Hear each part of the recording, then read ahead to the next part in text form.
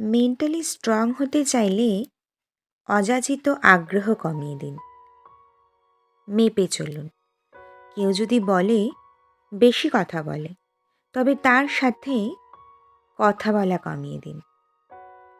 যখন বুঝবেন আপনার সব অভিযোগ আপনার বিপরীতেই যাবে, আপনার কথা অন্যের কাছে কেবলমাত্র শব্দ দূষণ, তখন শুধু শুনুন, বলতে চাইবেন না। কথা বলতে যাওয়া, দেখা করতে যাওয়ার যে তেষ্টা, তা একবার পার করে ফেললেই জীবনটা অনেক অন্যরকম হয়ে যায়। ভয়ঙ্কর কথা বলার ইচ্ছেরা তখন গলাকে আঁকড়ে ধরে না। একসাথে পথ চলার ইচ্ছের দায় যে আপনার একার নয়, এটা বুঝে গেলেই ঘ্যানঘেনে ভাবটা চলে যাবে। তাকে ভালোবাসি, কিন্তু একসাথে যাপন চাই না। কারো প্রতি এই রকমভাবে আগ্রহ চলে যাবার মতো কঠিন আর কিছু নেই। আগ্রহ চলে গেলেই হলেই হলো এমন একটা ভাব নিয়ে দিব্য ঘুরে বেড়ানো যায়।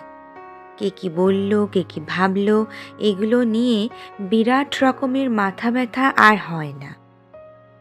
মনে হয় যে যেটা জানে জানুক, সমস্যা তো নেই।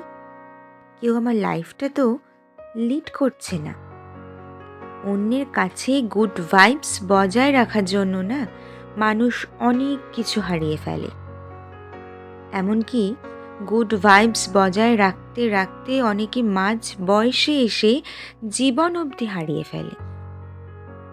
আর যারা জীবন হারায়নি, তারা নিজেকে গুছিয়ে নেবার অদম্য প্রয়াস করতে করতে হাঁপিয়ে গিয়েও হাল ছাড়ে না। নিজের মধ্যে প্রচণ্ড পজিটিভিটি আনতে আনতে একটা সময় টের পাবেন আপনার চারপাশটা নেগেটিভিটিতে ভরে গেছে। পজিটিভ মানুষ যেমন দেখতে সুন্দর, তেমনই তার স্ট্রাগল বেশি। অনুভূতি দিয়ে কিছু হয় না। মনের ভাব প্রকাশের জন্য শব্দ প্রয়োজন, বাক্য প্রয়োজন। ছোটবেলার পড়া এই সহজ ব্যাকরণটা এবারে আয়ত্ত করে নিন। ঝগড়াঝাটি স্কিলটা নিজে থেকেই কমিয়ে দিন। শব্দ বাক্যের ঘনঘটা কমে আসলে মন খারাপগুলো থিতিয়ে যায়। নিজের কাছে পরাজিত হয়ে আবার উঠে দাঁড়াতে পারলে দেখবেন এই উঠে দাঁড়ানোটা ভয়ঙ্কর শক্ত। এর মধ্যে ছিটে ফোটা বাড়তি ইমোশন থাকবে না। যেখানে আপনি গুরুত্ব পাচ্ছেন না, সেখান থেকে চুপচাপ সরে আসুন। ঈগলের মতো সাহস করে সম্পর্কের সুতোগুলো এক এক করে নিজেই ছিঁড়ে ফেলুন। কোনো মেকি বাঁধর রাখবেন না। যে কাজটা করতে যাচ্ছেন তাতে সবচেয়ে বেশি কষ্ট পাবেন জেনেও করুন।